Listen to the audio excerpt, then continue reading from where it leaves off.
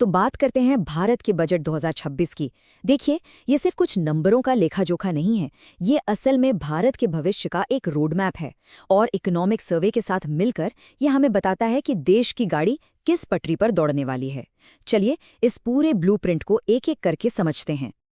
तो चलिए, सबसे पहले एक बड़े और जबरदस्त नंबर से शुरुआत करते हैं। 7.2%। इकोनॉमिक सर्वे का अनुमान है कि फाइनेंशियल ईयर 27 में भारत की जीडीपी ग्रोथ इतनी रह सकती है। आपको बता दूं, दुनिया की बड़ी अर्थव्यवस्थाओं में ये सबसे तेज रफ्तार होगी। तो ये एक बहुत मजबूत इकोनॉमिक मोमेंटम का साफ संकेत है। अब देखिए, तेज ग्रोथ तो एक बात है, लेकिन क्या महंगाई काबू में है? जी हाँ, अप्रैल से दिसंबर 2025 के बीच एवरेज महंगाई दर सिर्फ 1.7% रही, जो कि एक रिकॉर्ड लो है। इसका सीधा सीधा मतलब ये है कि इकोनॉमी की बुनियाद जो है वो काफी मजबूत और स्थिर है। इकोनॉमिक सर्वे में ना एक बहुत ही पावरफुल बात कही गई है। वो कहते हैं कि भारत अब सिर्फ एक रिजिलियंट यानी लचीली इकोनॉमी नहीं है, बल्कि इंडिस्पेंसिबल यानी एक अपरिहार्य इकोनॉमी बनने की तरफ बढ़ रहा है।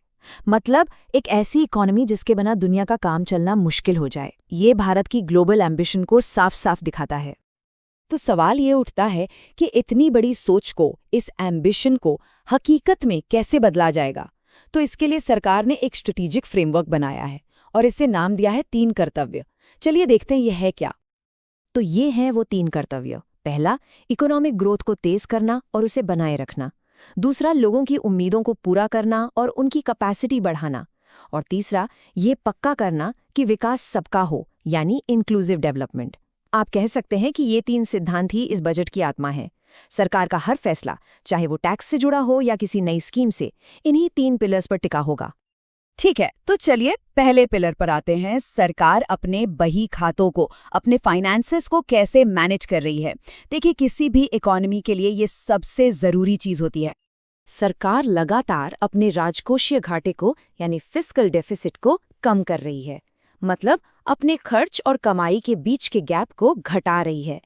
ये जो नंबर आप देख रहे हैं, ये दुनिया भर के इन्वेस्टर्स को एक बहुत मजबूत सिग्नल देता है कि इंडिया अपनी फाइनेंसेस को लेकर कितना सीरियस और डिसिप्लिन्ड है। और यहाँ एक बहुत बड़ा पॉलिसी शिफ्ट देखने को मिल रहा है। सरकार अब सिर्फ सालाना घाटे पर फोकस नहीं कर रही, बल्कि अपने कुल कर्ज को जीडीपी के मुकाबले कम करने पर जोर दे रही है। अब इसका फायदा क्या है?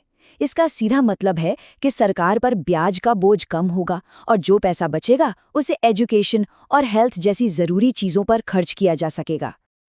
तो ये तो हुई फाइनेंशियल मैनेजमेंट की बात। अब आते हैं दूसरे पिलर पर, यानी ग्रोथ के इंजन में फ्यूल कैसे डाला जा रहा है। देखते हैं कि इकोनॉमी को रफ्तार देने के लिए कौन से बड़े कदम उठाए जा रहे हैं। तो यहाँ कुछ बड़ी पहलों की बात की गई है, जैसे बायोफार्मा शक्ति स्कीम, नए high speed rail corridor, rare earth minerals के लिए डेडिकेटेड कॉरिडोर, छोटे मझोले उद्योगों के लिए एक नया एसएमई ग्रोथ फंड और खेती में एआई का इस्तेमाल।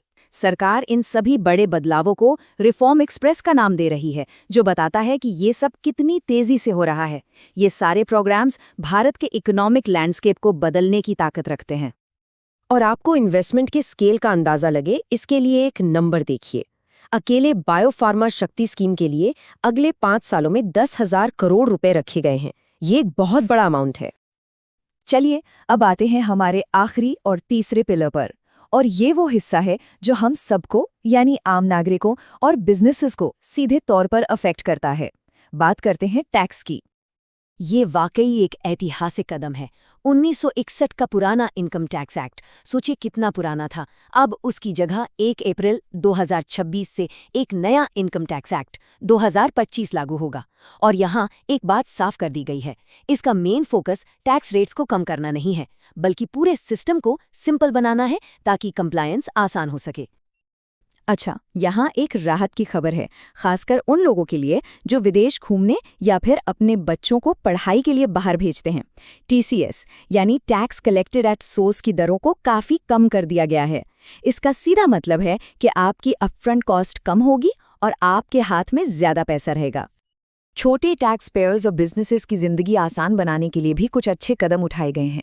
जैसे अब लोअर टीडीएस सर्टिफिकेट के लिए सरकारी दफ्तरों के चक्कर नहीं काटने पड़ेंगे, ये ऑटोमेटिकली जनरेट हो जाएंगे। और साथ ही फॉरेन एसेट्स को डिक्लेयर करने के लिए एक माफी योजना भी लाई गई है। यह सब ईज ऑफ डूइंग बिजनेस को बेहतर बनाने की कोशिशें हैं। तो इन सारे रिफॉर्म्स के पीछे एक बड़ी सोच है, एक बड़ी स्ट्रैटेजी है। इकोनॉमिक सर्वे इसे स्वदेशी स्ट्रैटेजी कहता है। देखिए, दुनिया में आजकल ट्रेड वेपनाइजेशन और फ्रेंड शोरिंग जैसे नए रिस्क आ गए हैं।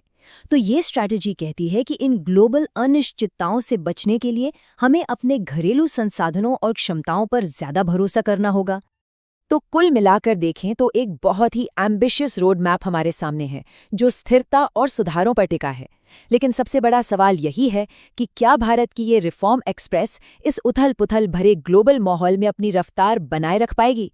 खैर, ये एक ऐसा सवाल है जिसका जवाब हमें आने वाले सालों में ही मिलेगा।